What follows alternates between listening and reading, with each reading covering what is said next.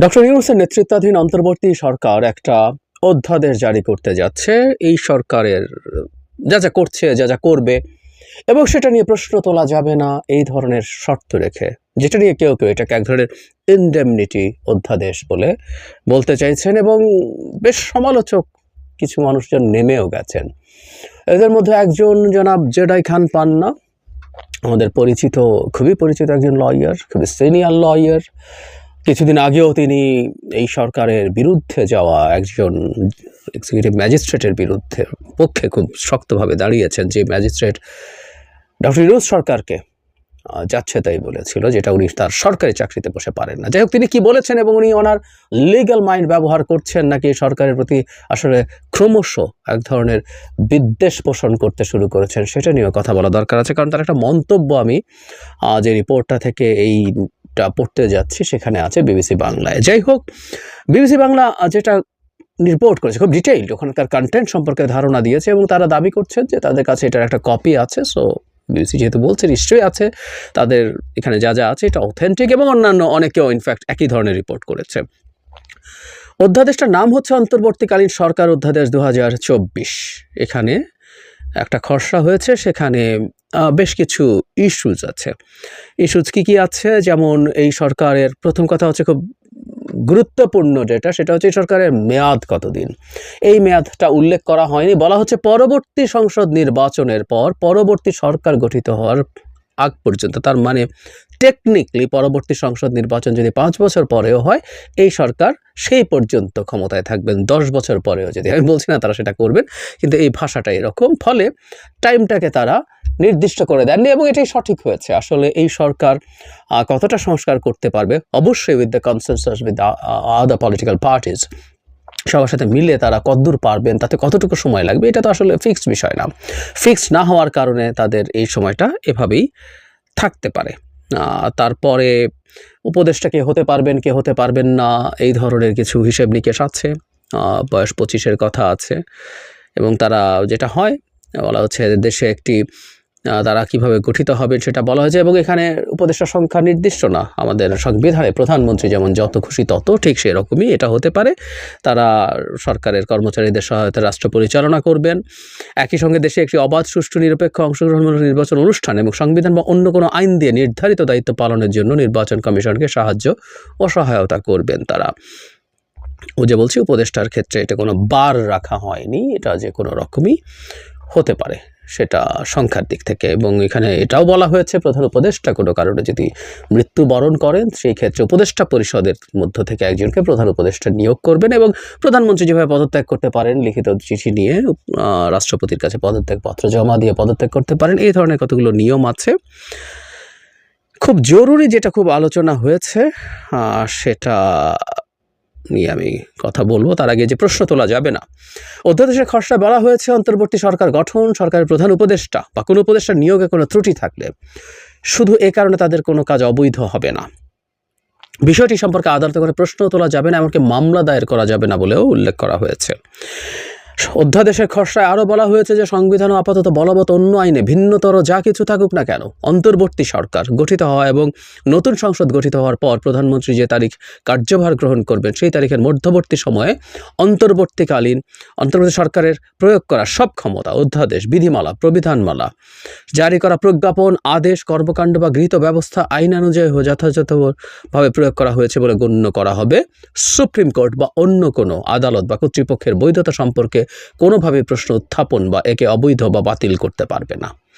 এটা নিয়েই প্রচুর আলোচনা, আমি সেই জায়গায় আসব। আরেকটা খুব আলোচনার জায়গা আছে, জরুরি অবস্থা প্রধান উপদেষ্টার হাতে।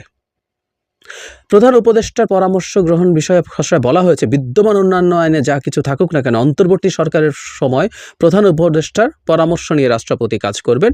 এক্ষেত্রে জরুরি অবস্থা ঘোষণার বৈধতার জন্য ঘোষণার আগে তাকে প্রধান উপদেষ্টার প্রতি স্বাক্ষর নিতে হবে। এই জায়গাটা খুবই সিগনিফিক্যান্ট এবং আমি এটা নিয়ে কথা বলবো। এটা নিয়ে অনেক আলোচনা করছিলেন। আচ্ছা, এখন এটার প্রসঙ্গে আমি যে কথাটা বলছিলাম, যে জনাব জেডাই খান পান্না যে কথাটা বলেছেন, সেটা নিয়ে একটু কথা বলা দরকার।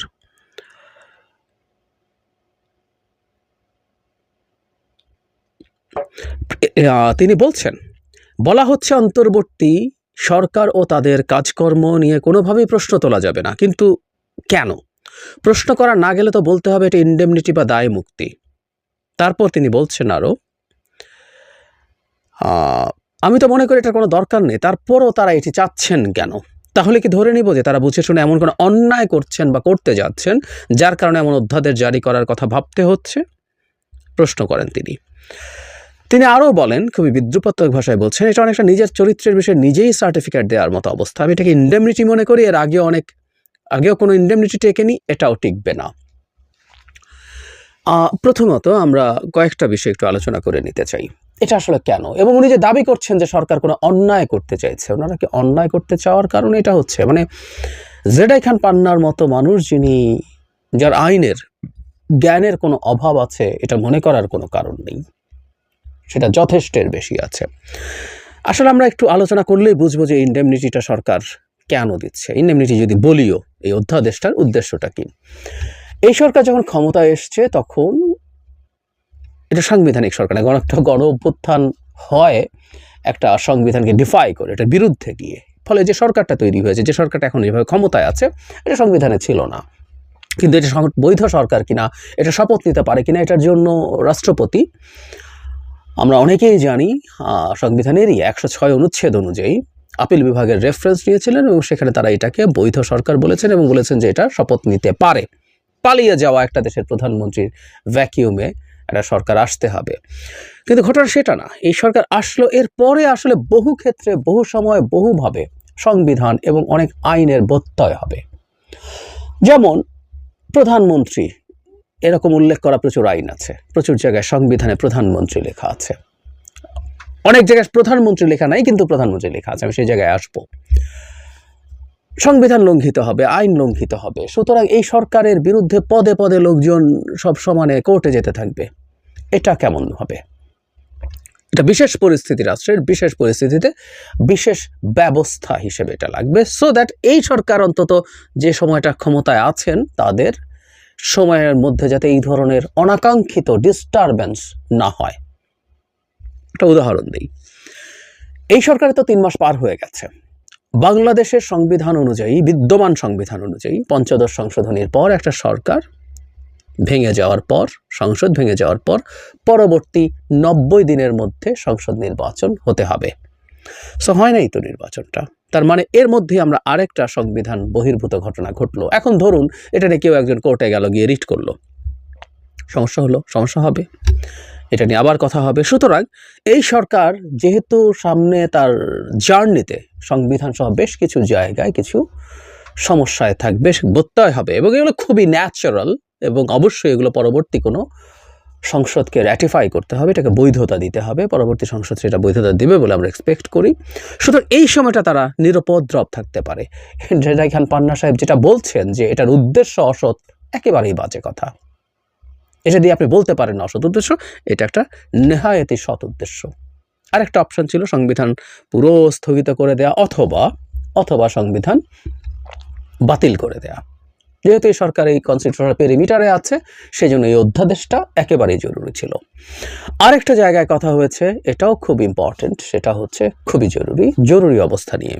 মানে আমাদের সংবিধানে ওই যে বলেছে বহু জায়গায় প্রধানমন্ত্রী লেখা নেই, ওগুলো আসলে প্রধানমন্ত্রী। সেটা হচ্ছে সংবিধানে প্রচুর জায়গায় রাষ্ট্রপতি কথাটা লেখা আছে, বহু ক্ষেত্রে। যেমন ধরুন জরুরি অবস্থা জারির ক্ষেত্রেও রাষ্ট্রপতি কথাটা লেখা আছে, কিন্তু আমরা যারা কনস্টিটিউশনের বেসিকটা জানি, আমরা তারা জানি 48(3) 48(3) অনুচ্ছেদ অনুযায়ী প্রধানমন্ত্রী নিয়োগ এবং প্রধান বিচারপতি নিয়োগ ছাড়া আর বাকি সব ক্ষেত্রে রাষ্ট্রপতির আসলে কোনো ক্ষমতা নেই, তিনি প্রধানমন্ত্রীর পরামর্শক্রমে এটা করবেন।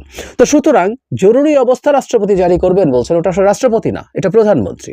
এখন সংকটটা কোন জায়গায়? সংকটটা হচ্ছে সংবিধান প্রধানমন্ত্রীর কথা বলেছে, কিন্তু আমাদের তখন প্রধানমন্ত্রী নেই, আমাদের আছেন একজন প্রধান উপদেষ্টা, যিনি ডিফ্যাক্টো প্রধানমন্ত্রী। এই অধ্যাদেশে আসলে এটাই বলা আছে। ইনফ্যাক্ট জরুরি অবস্থা জারির ক্ষেত্রে এটা বলা দরকারই ছিল না, ওখানে যেটা বলা হয়েছিল যে প্রধানমন্ত্রী যা যা করতেন ঠিক সেই জিনিসগুলো, এবং রাষ্ট্রপতি প্রধানমন্ত্রীর সাথে পরামর্শক্রমে যা যা করার কথা ছিল সেগুলো এখন প্রধান উপদেষ্টার পরামর্শ নিয়ে করতে হবে। প্রধানমন্ত্রী যে পরামর্শ দেবেন তিনি সেটা করবেন। আমাদের সংবিধান অনুযায়ী আসলে রাষ্ট্রপতি একটা ঠুঁটো জগন্নাথ, আমরা জানি, এটা নিয়ে অনেক আলোচনা হয়েছে।